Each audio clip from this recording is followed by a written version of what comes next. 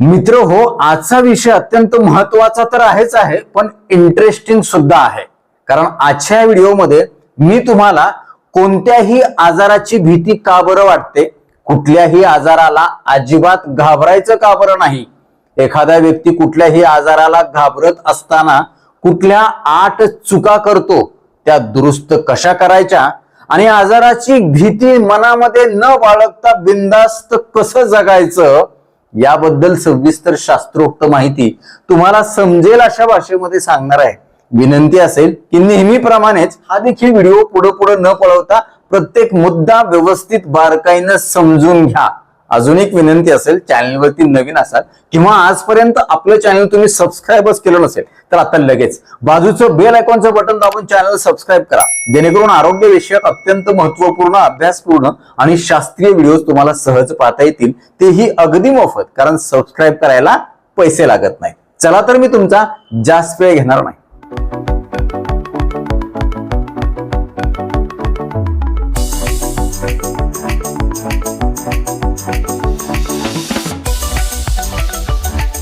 मित्र हो, आपल्या शरीराला कुठलाही त्रास झाला की तो सगळ्यात पहिल्यांदा आपल्या मेंदूला म्हणजेच मनाला जाणवतो।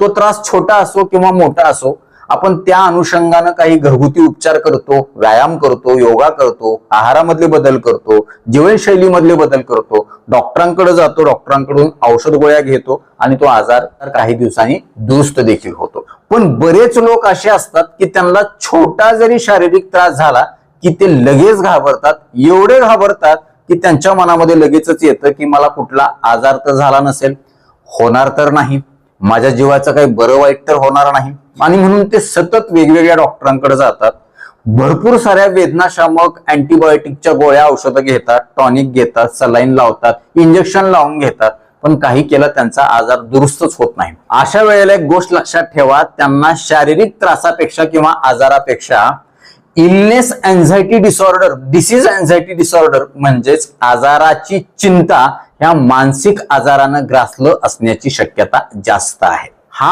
आजार समजून घेण्याच्या आधी आपल्या दवाखान्यामध्ये घडलेली एक सत्य घटना मी तुम्हाला सांगतो, त्याच्यावरून तुम्हाला या आजाराचं गांभीर्य लक्षात येईल। काल परवा एक पेशंट आपल्या दवाखान्यामध्ये आला होता। त्याचं म्हणणं होतं की त्याच्या संडासमध्ये 4-5 दिवसापूर्वी रक्त आलं होतं आणि त्याला आता भीती आहे की त्याला कुठला तरी पचन मार्गाचा गंभीर मोठा आजार झालेला आहे। झालं असं की 4-5 दिवसापूर्वी सकाळी उठल्यानंतर शौचासला गेल्याच्या नंतर, शौचास धुवून झाल्यानंतर शौचासच्या भांड्यामध्ये त्याला संपूर्ण रक्त दिसलं, भरलेलं, पूर्ण भांड भरलेलं दिसलं, म्हणजे पाणी जे होतं ते सगळं रक्ताळलेलं होतं, लाल भडक दिसत होतं। मग ते बघितल्या त्याला एकदम भीती वाटली, घाम फुटला, धडधड व्हायला लागलं आणि त्या भीतीपोटी तो लागलीच जवळच्या दवाखान्यामध्ये गेला आणि डॉक्टरांना हकीकत सांगितली, असं असं झालं। डॉक्टरांनी विचारलं किती रक्त पडलं, साधारण 1-2 थेंब किंवा 4-5 थेंब संडासला चिटकून आला असेल किंवा संडास झाल्यानंतर पडला असेल असं डॉक्टरांना वाटलं। पण त्यानं सांगितलं की डॉक्टर, इतकं रक्त आलं की ते पूर्ण भांड, त्या भांड्यातलं पाणी रक्ताळलेलं होतं, अक्षरशः लाल भडक दिसत होतं। आणि तो पेशंट देखील घाबरलेला होता, थरथर करत होता, घाम आला होता त्याला, छातीमध्ये धडधड करत होतं।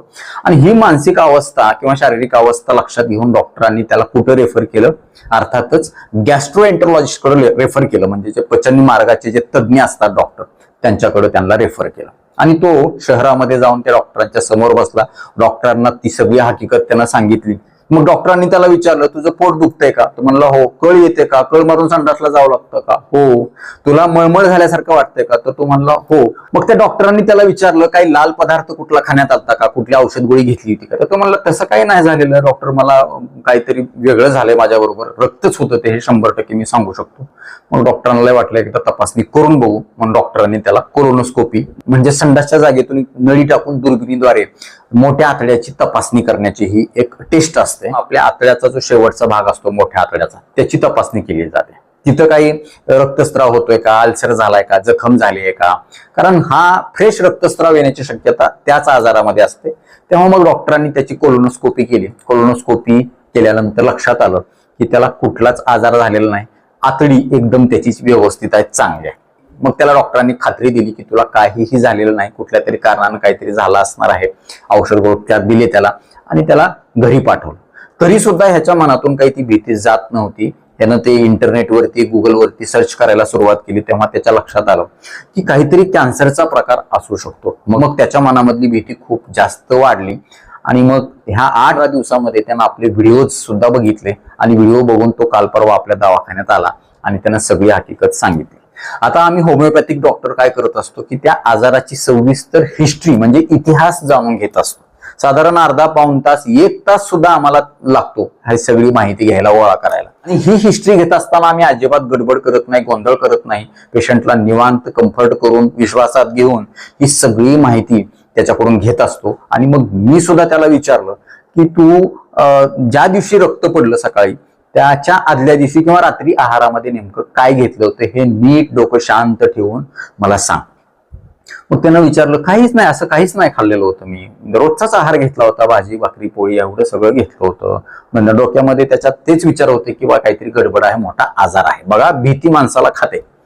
मग अजून खोलामध्ये विचारलं किंवा रोजचा आहार सोडून इतर काय खाल्लं होतं का तू. मग त्यानं थोडासा स्ट्रेस देऊन डोक्याला विचार केला आणि त्याच्या लक्षात आलं की डॉक्टर मी त्या दिवशी ड्रॅगन फ्रूट खाल्लं होतं. मी म्हणजे किती खाल्लं होतं, साधारण अर्धा ते पाऊण किंवा 1 खाल्ला असेल, 5-6 पोळी मी खाल्ल्या होत्या. मग तेव्हा माझ्या लक्षात आलं की ते रक्त नव्हतं तर त्या ड्रॅगन फ्रूटचे कलर स्टेन त्या संडासमध्ये त्या पाण्यामध्ये मिसळले होते. बघितल्यानंतर त्याच्या मनातली जी भीती आहे ती जागृत झाली आणि त्या चिंतेचं रूपांतर चितेमध्ये झालं. म्हणजे तिनं खूप भयानक रूप धारण केलं आणि त्याला प्रचंड मानसिक शारीरिक त्रास झाला. आर्थिक पैसे गेले, तपासण्या केल्या आणि ते एकट्याच नाही तर संपूर्ण घरातले जे लोक होते ते देखील घाबरून गेले होते की आता ह्याला कुठला आजार झाला की काय नाही. आता तुम्ही म्हणाल डॉक्टर रक्त नव्हतं तर त्याचं पोट कसं काय दुखत होतं, कळ कशी मारत होती किंवा त्याला मळमळ उलटी कशी काय होत होती. लक्षात घ्या, जेव्हा तुमचं मन एखाद्या आजाराच्या बद्दल विचार करतं तेव्हा तुमचं शरीर त्या नसलेल्या आजाराच्या लक्षणांना अनुभवायला लागतं.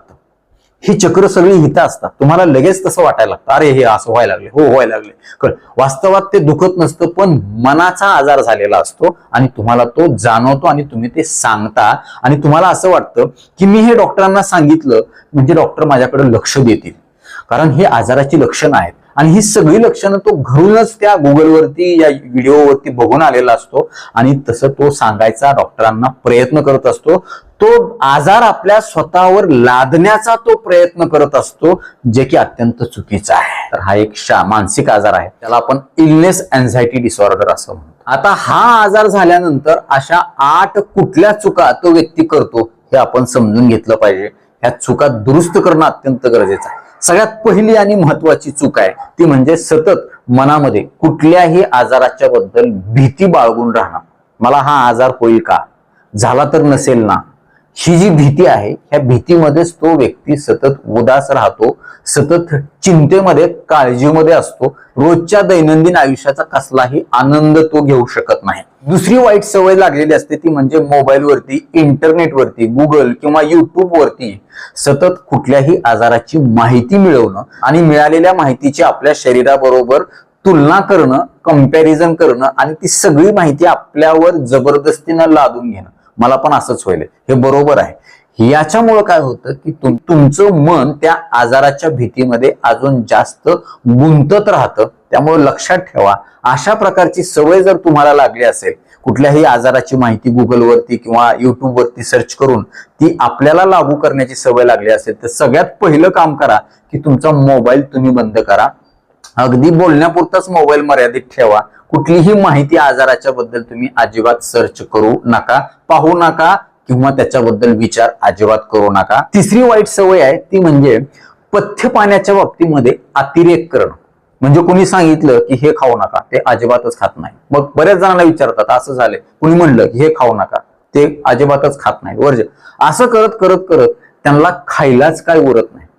कारण प्रत्येकाचं म्हणणं ते मनावर लावून घेतात आणि हे खाल्लं तर मला त्रास होईल, हे खाल्लं तर माझा आजार वाढेल, ते खाल्लं तर माझा आजार वाढेल, असं करून करून ते खायचंच विसरून जातात आणि या नादामध्ये त्यांच्या शरीराचं पोषणच होत नाही आणि त्याची प्रतिकारशक्ती कमी होते आणि आजार वरचेवर त्यांना मानसिक तर जाऊ द्या, शारीरिक आजार देखील व्हायला सुरुवात होते. त्याच्यामुळं अनावश्यक अशास्त्रीय पथ्यपाणी तुम्ही अजिबात पाळू नका. शास्त्रीय दृष्टिकोनातून त्या आजाराची माहिती आवर्जून घ्या, आहाराबद्दल माहिती घ्या, पथ्यपाण्याबद्दल माहिती घ्या, पण त्याचा अतिरेक तुम्ही अजिबात करू नका. कारण निसर्गानं जेवढं काही बनवलेलं आहे ते आपल्या चांगल्यासाठीच बनवलेलं आहे. निसर्गानं आपली बरोबर काळजी घेतलेली आहे. त्या त्या सीझनमध्ये काय काय उगवावं हे निसर्गाच्या हातात आहे. आता बघा, जांभळाचा सीझन आलाय, आंब्याचा सीझन होता, आंबे खाण्यासाठीच आहे, जांभळ खाण्यासाठीच आहे, पेरूच्या सीझनमध्ये पेरू खाण्यासाठीच येतात. त्या त्या सीझनमध्ये आपल्याला ते पदार्थ खावे लागतात. आणि ज्या भौगोलिक परिस्थितीमध्ये आपण राहतो त्या परिस्थितीशी असणारा आहार आपल्याला मिळत असतो, तेच आपल्याकडे उगवत असतं, आपण पेरत असतो.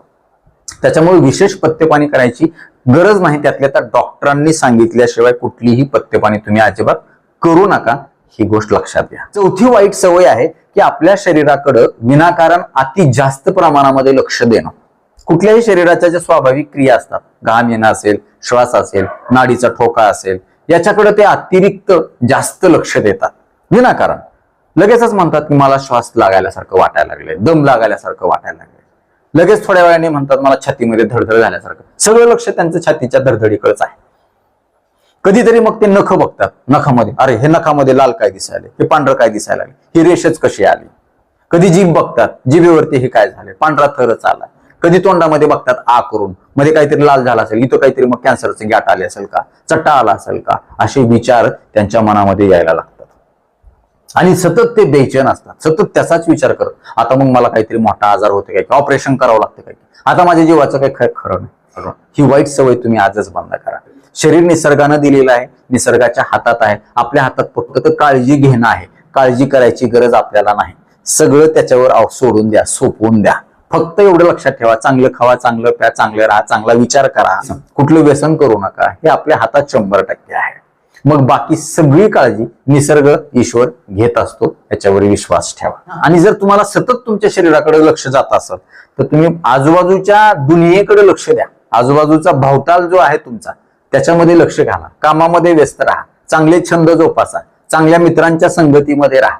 बऱ्याचदा मित्र किंवा नातेवाईक देखील असे काही असतात आपल्या आजूबाजूला, नकारात्मक सतत बोलणारे. अरे तू लयच खराब झाला, अरे तुझं असंच दिसायला लागले, मग ते आपण जास्त घाबरून जातो. अशा लोकांपासून तर 4 हात तुम्ही दूर राहा आणि आपल्या स्वतःवर विश्वास ठेवा. आपलं मन बरोबर सांगत असतं की तुला काही झालेलं नाही. पण ह्या बहुताल किंवा ही जी अतिरिक्त माहिती, अतिरिक्त विचार जो आपण करतो त्याच्यामुळे गोंधळ होऊन बसतो. त्यामुळे शरीराकडे अति जास्त लक्ष देण्याची चूक तुम्ही करू नका. 5वी वाईट सवय असते की घरातल्या जवळच्या लोकांना किंवा वेगवेगळ्या डॉक्टरांकडे जाऊन हे लोक सतत खात्री करून घेतात की डॉक्टर मला काहीतरी झालं नाही ना. घरातल्या लोकांना विचारतात माझं इथं बघ बरं काय झालं, माझं हे बघ बरं काय झाले, काहीतरी झालं तर नसेल ना. मग त्यांनी सांगावं लागतं त्यांना काय नाही झालं हो, शांत बसा. डॉक्टरांनी सांगावं लागतं. बरं ते सांगितल्यानंतर थांबतात का? थांबत नाही. पुन्हा अजून ते तेवढ्यापुरतच त्यांना चांगलं वाटतं, फ्रेश वाटतंय की आता काहीच नाही, चला आता. मग पुन्हा ते तसंच ते चक्र, दुष्टचक्र सुरू होतं.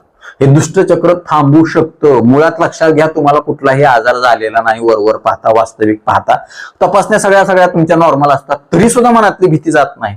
ती तुम्हाला हेतून काढून टाकायची, ती जाऊ शकते. ह्या सगळ्या गोष्टी तुम्हाला तंतोतंत फॉलो कराव्या लागतील. माइंडफुलनेस म्हणजे ज्या कामामध्ये आहे त्याच कामामध्ये तुमचं लक्ष राहिलं पाहिजे. जेवायला लागलात, जेवणाकडेच लक्ष असलं पाहिजे. काहीतरी बोलायला लागलात, गप्पा मारायला, त्याच्याकडेच लक्ष गेलं पाहिजे. सरावानं तुम्हाला होणार आहे, 1 दिवसात होणार नाही. रोज तुम्ही त्याच्यासाठी जर प्रॅक्टिस केली तर 100% होऊ शकते. त्याच्यासाठी तुम्हाला योगा, ध्यानधारणा, मेडिटेशन आहेत वेगवेगळ्या प्रकारची, दीर्घ श्वासनाचे व्यायाम आहेत, श्वासावर लक्ष केंद्रित करणं असेल, ह्या सगळ्यांमुळे तुम्हाला खूप चांगले रिझल्ट मिळणार आहेत. पाणी भरपूर पिणं, पूरक पोषक आहार घेणं, शांत झोप घेणं, सकारात्मक विचार करणं, सकारात्मक व्हिडिओज बघणं, हे देखील अत्यंत महत्वाचं आहे. 6वी चूक आहे ती म्हणजे छोट्या छोट्या आजारासाठी, छोट्या छोट्या त्रासासाठी औषध गोळ्या घेणं. सर्दी झाली लगेच गोळी खा, डोकं दुखायलंय लगेच गोळी खा. लक्षात घ्या, आपलं शरीर विना औषध, विना गोळी सुद्धा राहू शकतं. त्याच्यामुळं कमीत कमी औषधं कशा पद्धतीनं घेता येतील ह्याच्याकडे आवर्जून लक्ष द्या. नैसर्गिक जीवन कसं जगता येईल ह्याच्याकडे लक्ष द्या. आणि जेव्हा कधी औषधाची गरज लागणार आहे तेव्हा ती औषधं डॉक्टरांच्या सल्ल्यानेच घ्या. बरेच लोक असे असतात की स्वतःच्या मनाने इंटरनेटवरती बघून, गुगलवरती, युट्यूबवरती बघून गोळ्या घेतात आणि त्याचा मारा करतात अक्षरशः. त्याच्यामुळे त्यांचं शरीर, त्यांची पचनशक्ती पूर्ण कृत्रिम बनते. थकवा जाणवला लगेच टॉनिक घ्या किंवा काहीतरी सप्लिमेंट घ्या, ह्याच विचारात असतात. सगळं खायला आहे, निसर्गाने दिलेलं आहे, घरात सगळं उपलब्ध आहे. पैसे खर्च करून खाण्याची लय सवय असते. किंवा लय भारी भारी ब्रँडेड असते, मोठमोठी नावं बाजारामध्ये पण फिरलेली असतात, मी अमुक घेतलं मला लय ताकद आली, मी पण. असं नाही, आपल्या दररोजच्या आहारामध्ये देखील ताकद आहे आणि तीच ताकद महत्वाची आहे, ती कृत्रिम ताकद अजिबात महत्वाची नाही. त्याच्यामुळं छोट्या छोट्या आजारासाठी त्रासासाठी औषध गोळ्या अजिबात घेऊ नका. बरेच आजार 90% आजार असे असतात ते स्वतःहून दुरुस्त होणारे असतात. 10% असे आजार असतात ज्याला काही औषधोपचार लागतात दीर्घ काळासाठी, किंवा काही सर्जरी लागते किंवा अजून काय, ते डॉक्टरला ठरवू द्या, तुम्ही ठरवू नका माहिती घेऊन. 7वी चूक बरेच जण करतात, म्हणजे त्यांना होणारा जो त्रास आहे तो लिहून काढतात. का? कारण माझ्या लक्षात नाही राहिलं तर, आणि एखादा त्रास मी नाही डॉक्टरांना सांगितला तर माझी पुन्हा गडबड होऊन बसेल. काही जण काय करतात की रिपोर्ट जपून ठेवतात, हे एवढा गट्टा असतो, पुन्हा रिपोर्ट करायचे आणि त्या केलेल्या रिपोर्टची तुलना मागच्या रिपोर्ट बरोबर करायची. मागच्या रिपोर्टमध्ये हे एवढं होतं, आता हे एवढं आहे पॉइंटवर. अहो तुम्ही नंबरकडे बघत बसू नका हो, ते डॉक्टरांना ठरवू द्या. तुम्ही काय करता, क्रिएटिनिन 1.2 आलंय मागच्या वेळेसचं, आता 1.3 आले, आता काय खरं नाही, गेल्या किडन्या कामातून. लिव्हरचा रिपोर्ट एखादा खालीवर झाला, आता काय खरं नाही, गेलं लिव्हर कामातून. असली चिंता अजिबात करू नका, कारण हे रिपोर्ट जे असतात हे कमी जास्त होत असतात. आपण काय खाल्लं, आपलं वातावरण कसं आहे, आपण विचार कसा करतो, रक्ताची अवस्था कशी आहे, पाणी किती पेलंय, ह्या सगळ्या गोष्टीवरून ठरतं की तुमचे रिपोर्ट कसे असतात. त्याच्यामुळं थोडं प्लस मायनस होत असतं. आणि ते शरीर आहे हे काय एक मशीन नाहीये, त्याला ठरलेला प्रोटोकॉल दिलाय, एवढा जॉब दिला आणि तेवढंच बाहेर पडणार, एक प्रिंट टाकले, एक पेज पाटले आणि तेवढंच त्याच पेजवर जेवढं छापलंय तेवढंच येणार, असं नसतं. मित्र हो, आपलं शरीर म्हणजे एक जादुई पेटारा आहे हो. शरीरात अशी काही गणितं आहेत ती अजून विज्ञानाला सुद्धा उलगडलेली नाही. त्याच्यामुळं शरीराकडं जास्तीचं अनावश्यक लक्ष देणं तुम्ही बंद करा, जेणेकरून तुमचे पैसे वाचतील, मानसिक त्रास होणार नाही, शारीरिक त्रास होणार नाही आणि तुम्ही आजच्या दिवसाचा आनंद घ्याल. मला आजार होईलच का झालाय म्हणून तुम्ही आजचा दिवस जगणं गेला, जगणार कधी तुम्ही? बिंदास राहा. आणि सगळ्यांना एक दिवस जायचंच आहे, कोणीच अमरपट्टा घालून आलेला नाही. त्याच्यामुळं मग भविष्यात मला कुठला तरी आजार होईल आणि मग कसं हे म्हणून बघण्यापेक्षा तुम्ही आजचा दिवस जिवंत असून मेल्यासारखा जगायला लागला. त्याच्यामुळे ही देखील चूक तुम्ही अजिबात करू नका. कुठल्याही डॉक्टरांच्या सल्ल्याशिवाय कधीही कुठलेही रिपोर्ट बघू नका. आणि काही डॉक्टर असे देखील असतात, एखादा पेशंट घाबरलेला दिसला की त्याचा गैरफायदा घेतात आणि त्याला सांगतात ह्या तपासण्या करा, त्या तपासण्या करा, काय अजून काहीतरी करा. त्याच्यामुळे अशा देखील डॉक्टरांपासून तुम्ही सावध राहायला पाहिजे, कारण आतापर्यंत एवढ्या तपासण्या केल्या याच्यामध्ये काही निघालं नाही, आता तपासण्या केल्यानंतर काय निघणार आहे हे देखील तुम्ही लक्षात घेतलं पाहिजे. आणि 8वी चूक अशी करतात की ते सतत वेगळं राहण्याचा प्रयत्न करतात, अलिप्त राहण्याचा प्रयत्न करतात. त्यातल्या त्यात एखादा आजारी माणूस असेल किंवा आजाराचं ठिकाण, दवाखान्याचं ठिकाण असेल, मोठा दवाखाना असेल तर त्याच्यापासून ते लांब राहण्याचा प्रयत्न करतात. आजाराचा विचार कोणी किंवा आजाराची चर्चा कुठं आजूबाजूला चालली असेल किंवा घरागावामध्ये आजूबाजूला कोणी मृत्यू पावला असेल किंवा कोणाचा अपघात झाला असेल तर तिथून ते लगेचच वेगळे होतात, कारण ते स्वतःचा बचाव करायचा प्रयत्न करतात. हे आपल्या बाबतीत देखील होऊ शकतं, मग आपल्याला त्याचा त्रास होईल, ही देखील चिंता तुम्ही अजिबात करू नका. बिनधास्त जगायला सुरुवात करा आणि सगळं वरच्यावर सोपवून द्या. काही तुम्हाला होणार नाही याची खात्री मी देतो. आजार एखादा झाला किंवा काय झाला की लागलीच आपल्याला त्रास जाणवतो, लक्षात घ्या मित्र हो. खराखुरा आजार आणि हा चुकीचा आजार, मानसिक आजार किंवा अँझायटी जे आहे याच्यातला फरक तुम्ही लक्षात घ्या. आणि मला वाटतंय की ह्या सगळ्या गोष्टींच्या वरून तुमच्या आता लक्षात आलं असेल की खरा आजार आणि अँझायटीचा आजार कसा ओळखायचा, त्याच्यातला फरक काय आणि त्याच्यावर मात कशी करायची. तर एकच सांगेल की तुम्ही बिनधास्त जगायला सुरुवात करा. आजाराची भीती अजिबात बाळगू नका. अगदी खरोखरी आजार झाला तरी त्याची भीती बाळगू नका, कारण जेव्हा तुम्ही एखाद्या आजाराचा जास्त विचार करता, भीती मनामध्ये घालता, तेव्हा तो आजार वाढतो. कारण मानसशास्त्र असं सांगतं की तुम्ही जेव्हा शरीराच्या एखाद्या भागावर जास्त लक्ष केंद्रित करता तेव्हा त्या भागाची जास्त जाणीव तुम्हाला व्हायला लागते, त्याच्याबद्दल जास्त विचारचक्र तुमच्या मनामध्ये तयार व्हायला लागतं आणि ते बहुधा निगेटिव्ह असतं, कारण तुमचं मन भिलेलं असतं. आणि भीतीमध्ये कधीही तुम्हाला सकारात्मक विचार येत नाहीत, नकारात्मकच येतात. त्याच्यामुळं बिंदास राहा आणि जेव्हा कधी काय होईल तेव्हा डॉक्टर सांगतील तुम्हाला आजार झालाय, या तपासण्या करा. त्या तपासण्या नॉर्मल असतील, काही शारीरिक तपासण्या असतात, बीपी बघतील, शुगर बघतील. बऱ्याच जणांना वाटतं की माझा बीपी वाढला काय, म्हणून ते सारखं डॉक्टरांकडे जातात, बीपी चेक करून घेतात, शुगर वाढली काय की सारखं शुगर. हे असल्या भानगडीत पडू नका तुम्ही. काळजी घ्या पण काळजी मात्र करू नका, चिंता करू नका, कारण चिंता ही चितेसारखी असते. आणि कामामध्ये व्यस्त राहा, माइंडफुलनेस आणि सध्या जे काम हातामध्ये आहे त्याच्याकडे लक्ष केंद्रित करा. कारण खाली दिमाग शैतान का घर असतो हे तुम्हाला माहित आहे. त्याच्यामुळं तुमच्या मनाला व्यस्त ठेवा, चांगले छंद जोपासा, योगा, ध्यानधारणा, मेडिटेशन करा, भरपूर पाणी प्या, लक्षात घ्या, चांगल्या मित्राच्या संगतीमध्ये राहा, चांगले विचार करा, व्यसनांच्या पासून दूर राहा. नक्कीच तुम्हाला कुठल्याही आजाराला घाबरायची भीती नाही. जेव्हा तुमच्या मनातल्या आजारातली भीती निघून जाते तेव्हा तो आजार लवकर दुरुस्त होण्यासाठी 100% मदत होती. हे विज्ञान सांगतं, मानसशास्त्र सांगतं. त्याच्यामुळे नक्कीच ह्या 8 चुका जर तुम्ही करत असाल आणि मगाशी सांगितलेल्या पेशंट सारखी अवस्था जर तुम्हाला होऊ द्यायची नसेल तर तुम्ही ह्या चुका आजच दुरुस्त करा आणि तुमच्या आयुष्यामध्ये सकारात्मक बदल करा. तुम्ही आजारी पडणार नाहीत आणि पडलेले असाल तर ते याच्यातून लवकर दुरुस्त देखील होणार याची मला खात्री आहे. तुमच्यापैकी कुणी या 8 चुकापैकी कुठली चूक करत आहे का किंवा करत होता का हे आम्हाला कमेंट बॉक्समध्ये आवर्जून कळवा आणि आजपासून ह्या चुका करायचं टाळणार हे देखील आम्हाला आवर्जून सांगा. आता वेळ झालेली आहे शिट्टीच्या गाण्याची. मी शिट्टीतून गाणं म्हणून दाखवणार, ते गाणं कुठलं आहे हे आम्हाला कमेंट बॉक्समध्ये आवर्जून कळवा.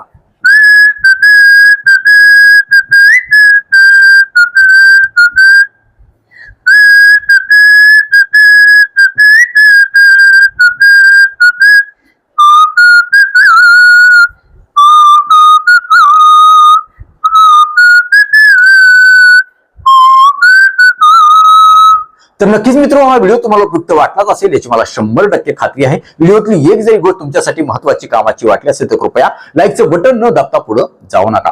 कारण जेव्हा तुम्ही आवर्जून लाईक करता तेव्हा आम्ही आवर्जून वेळ काढून व्हिडिओ बनवल्याचं आम्हाला समाधान मिळतं, सार्थक झाल्याचं वाटतं. यासोबतच हा व्हिडिओ आपल्या जास्तीत जास्त मित्रांना शेअर करा, जेणेकरून त्यांच्या देखील मनातली आजाराची भीती कुठले कुठे पळून जाईल. ते तुम्हाला थँक्यू म्हणतील, मला देखील दुआ देतील, छान छान आशीर्वाद देतील. यासोबतच आरोग्याच्या बाबतीमध्ये तुमच्या मनामध्ये काही प्रश्न शंका असतील आणि माझ्याकडून तुम्हाला वैयक्तिक सल्ला मार्गदर्शन उपचार हवे असतील तर खाली दिलेल्या व्हॉट्सअप नंबरवरती आम्हाला हाय किंवा नमस्कार असा मेसेज पाठवा. यासोबतच आमच्या या आरोग्यविषयक कामाला तुम्हाला खरंच मनापासून सपोर्ट करण्याची इच्छा असेल तर आजच आपलं चॅनल जॉईन करा. परत एकदा जाता जाता आठवण करून देतो, विनंती करतो, चॅनल सबस्क्राईब केलं नसेल तर आता लगेच सबस्क्राईब करा. आपल्या मित्र नातेवाईकांना देखील आवर्जून सबस्क्राईब करायला सांगा. कारण तुम्ही केलेलं सबस्क्रिप्शन, तुम्ही केलेल्या लाईक्स आणि तुम्ही केलेल्या छान छान कमेंट्स हेच आमच्यासाठी टॉनिक असतं. ज्या टॉनिकच्या बळावर जोरावर या पुढच्या काळामध्ये आम्ही अजून चांगली आरोग्यविषयक शास्त्रीय माहिती देणारे व्हिडिओ बनवू, त्यासाठी आम्हाला प्रेरणा मिळेल. तूर्तास आजच्या व्हिडिओमध्ये इथंच थांबूया. लवकरच भेटूया नवीन व्हिडिओमध्ये नवीन विषयासह. तोपर्यंत आनंदी राहा, निरोगी राहा. धन्यवाद. रामकृष्ण हरी माऊली.